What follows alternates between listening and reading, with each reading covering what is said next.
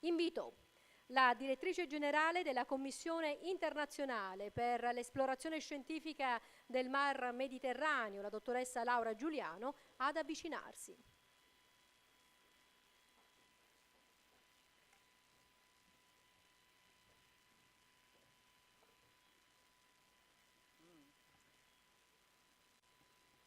Altezza, Presidente della Regione Siciliana, Assessore in sua vece, il Presidente dell'Assemblea regionale siciliana,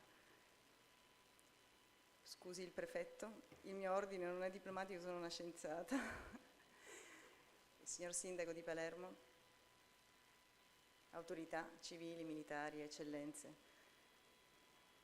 distinti rappresentanti dei nostri Paesi membri, colleghi, cari amici, signore e signori. Devo lasciare la lingua italiana, che mi piacerebbe continuare a parlare, e dimenticare la mia italianità.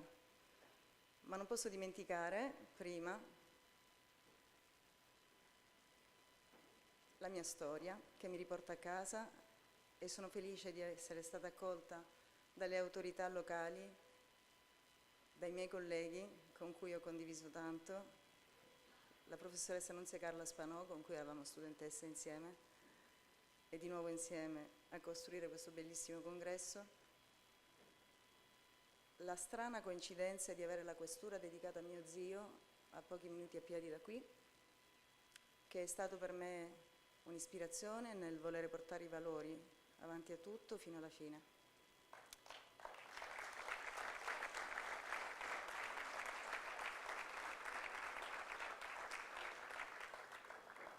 And let me now switch on the common language for science. If I have my presentation behind, I might be maybe helped. Se posso avere la presentazione. I have prepared, as all scientists, some slides. And funny enough, I would like to thank il sindaco di Palermo, Professore Lagalla, for some strange coincidence again. We have been speaking about psyche and love. I have chosen this picture to start for many reasons. I will not make into the list all of them. First, the art, which is Italy and Sicily in particular. To say that art and science are linking people. And this special artwork will help me to remind you Psyche and Cupido by Canova on the 18th. I want to thank art because art joined science today as well with the exposition. Why I've selected this? Because Psyche, as you all know, was in love with Cupido. She was such a beautiful, that Cupido was in love with her too. But she was not the only one. She had two sisters before. I might imagine that not everybody knows. Two beautiful sisters as she was. There were three daughters of the same king. And we are celebrating now today. I don't know if I can switch the slide again and ask you to go ahead. We are then celebrating the Congress, of course. Ahead, please. We are also celebrating, as it has been mentioned, one more slide, please. It's not easy. The inauguration of this wonderful place that is hosting us, thanks to the miracle that Sicily can do of accelerating the renovation up to date. We didn't know until the last 10 days whether it was possible or not. It is. Good for Sicily, we're always the same. So thank you very much. It was a very, very big gift for us. The third slide is the exposition. Again, a good gift by our culture, joining science. We have this exposition for the first time here that will be open to the public from now, as well as this cavallerizza for the next time coming. So those three elements, of course, must be mentioned before I start with science. Thank you again for making it possible. So now, the Congress, in a few words, okay. So I selected a few words. The first one for the next slide. Now I talk mainly to the participants to the Congress to more or less illustrate what's happening. So we have a long story, And of course, during our story, we had numerous congresses, 43 exactly, all around, because our mandate is to be with our people everywhere. So our congresses have been distributed here and there. Not yet enough. On the northern coast of Africa, we will come. And here we are in Sicily. So please, the next slide. The number of participants and the coverage responds to our mandate. We have 24 countries today, more than our member states countries. We have more than 450 participants to the Congress. They are distributed here and there according to the color. The more intense red means around 1 to 160, and then less and less all around. And the next slide, please. And we have women. From the very beginning till date, the number of women has increased gradually. And we are now more women than men. Please don't leave us. Stay with us. So the last two mandates, the last two editions of the Congress, really are celebrating the new presence and impact of women in science and in the Mediterranean science. And I can witness myself about the voice of those women, because the first times when I was coming into CIESM, that was about 20 years ago, we didn't hear you so much, and now we hear you very much, and I thank you for being there. So now the science, we have 41 different sessions during the week. Enormous work for my team. Thank you for being there, and thank you to my team for having helped to organize them in the different days. And we have the work on a voluntary basis of 41 moderators for the sessions. Okay. All of them reacting very enthusiastically when I asked, please, can you work more? So that's us again. Thank you. But I don't want to enter into the sessions. We have the program. You all have the pocketbook for reading here and there if you want to go to the session, because it has been very well explained, the distribution of all the sessions in 2 different buildings, 3. It's well illustrated on our pocketbook. So next slide, please. The synthesis of what we are adding to the simple basic science is some interface with other sectors. And those are the panels, the morning panels that will take place exactly in this magnificent room every morning, at least 3 out of 4 or 5 mornings. You have again in the pocketbook the exact date and hours. We have selected 3 subjects to then meet the other sectors. The first one, it's really very much of our concern as a scientist. It is called open science. So let me then explain a few words more on this. Then we have selected a title which is again very intriguing for me as well, perception of risks. So we are talking about risks on many points of view, and then how those risks are perceived by human. It is now time to talk about.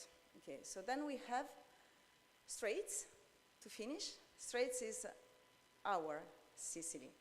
It is in the middle of Straits. Straits have a lot of implications.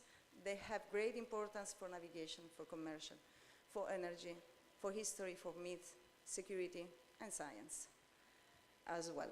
So we'll talk about it. Now, a word about science. Let me I ask all not scientists in the hall to forgive me. It's too strong for me. I have to speak about science in the interest of scientists. And let me now illustrating what I want to tackle today with all of you. It is the pressure that science has experienced for the last decades. Okay. So a short story that all scientists can share, I'm sure, and in general, academics working with research. Science was funded on the 17th by the governments at the beginning. And we were publishing, it was the only way for us to show that we were good scientists, we were publishing in a typical edition, printed, which I call now orthodoxal, okay, the traditional one. Next slide, please. Only private sector for a few very, very lucky were the geologists because of cables and other things, but the other scientists were not really taken care by privates. In any case, now the changing is clear, and I will show you fast, rapidly, that we have international funding now, of course, after the framework, the first European framework program settled. And so the government clearly are transferring part of their funding elsewhere to then promote international science on the basis of scientific inputs and some policy behind. Okay, so you will see the dash coming from science to illustrate to our policymakers what it is necessary for science has shared now. We are now between science alone and science and policy. We are publishing with the digital time, not anymore only on printed forms, good to know about it, and also online. So the open access to science becomes an issue. And it was a very good idea at the beginning.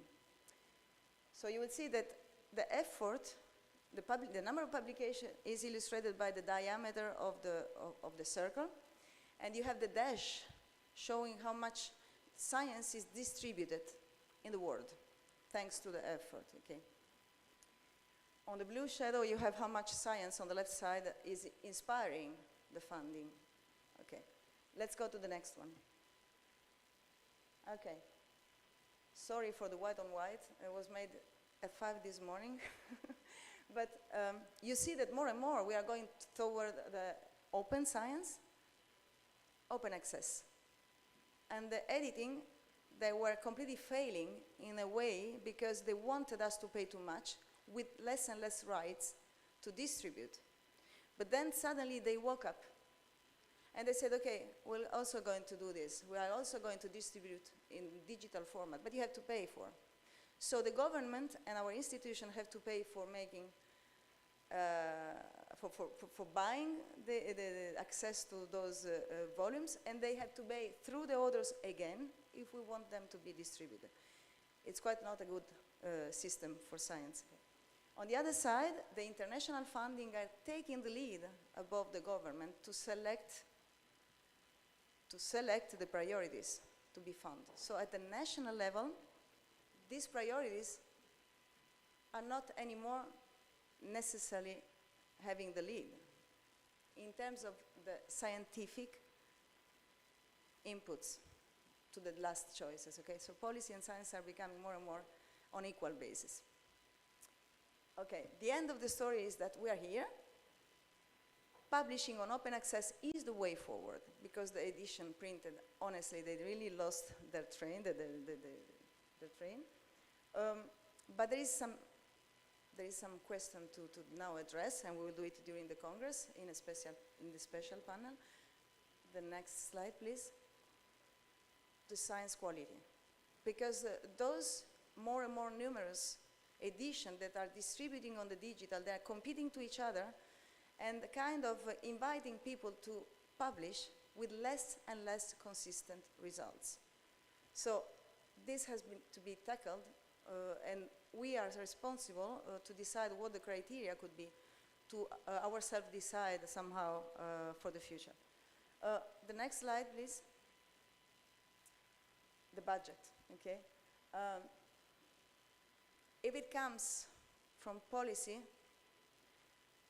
should we feel that we are free still to really express on a scientific point of view only what are the priorities? So those two things are important. In order to discuss more and more with in a good faith, with the tendencies how to readdress in case a little bit if science has been too much sacrificed to other important priorities as well, okay? So those are the issues that will be discussed during our panels. Next slide, please. Risks. As I was saying, this is another panel. We are used, as scientists, to talk to each other, and we have been helped by Europe not to talk to each other only. Now now we are used more and more and invited by policy, and that's very nice, to instruct policies, to recommend to policymakers what to do, but we don't know at all how and what is received, how our message has then been perceived by society. So the perception of risk is a psychosocial central issue for specific studies. So as you know, even in such a diversified Sicily that we are from, if you live near a volcano, you are not so much afraid of it. As long as you go far and far from the volcano and they invite you to celebrate your marriage near the volcano, you say, I'm sorry, I'm not sure that it's a good idea. So the perception is really very much depending on the contextual situation. And it is very worth knowing how our communication on risks is perceived before we take the correct action. So we will talk about it with many intervenants during the panel, and you will hear more and more with the moderator that is a psychosocial expert. As I said before, we are the perfect arena to talk about it because we come from so many different places. So talk about perception, I think it's a very good idea in our case. So it will help the psychosocial expert to more or less advance with her work. Next, please. Okay. CIESM has been engaged in this subject since many, many years, and this is just for proving you that it's true. We are credible when we want to talk about it. We have published on it, and we are going further and further with our roundtables to advance on the issue. Next slide, please. And the straits. Okay.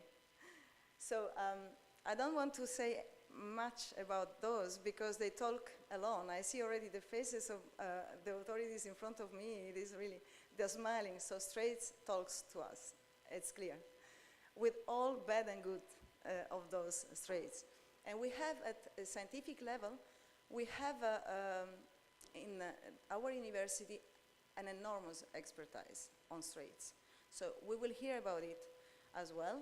And in this case, I want, again, please forgive me, I'm too much Sicilian not to talk personally. My professor De Domenico, whom I would like to remember, was the professor who gave me the love for marine science. And he was passionate by straits. He was always correcting me and saying, it's not straight, you have to say straits. So I don't know what is the correct way of doing, but I would say straits just to remind him. So you will hear about it in the panel the last day on Friday. Please, ahead. Okay, and then you have to conclude the Congress, you will have 2 roundtables, 2 open sessions. They will be open roundtable because we invited all local experts, scientists from all universities, CNR and other research institutes to join for free. At the last time, for those 2 sessions, because those 2 sessions have special implications for our expertise on place. So they will join the open roundtable on digital tools that goes in help for data analysis, so science data. We have at CIESM already one colleague of mine, Kavera Zulzedegan, has worked a lot on it, and he has received already a lot of congratulations, so I really think that this program has a good potential to go ahead.